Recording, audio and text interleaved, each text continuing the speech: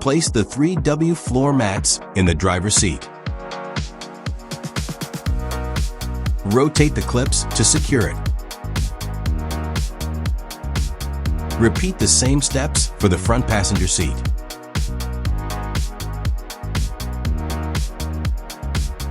Next, place the rear floor mats.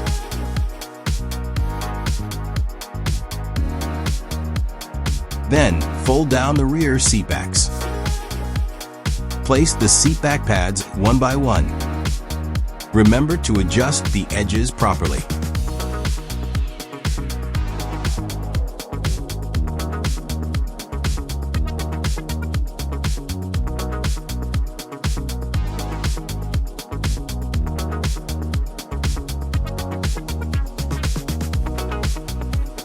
Finally, place the trunk mat.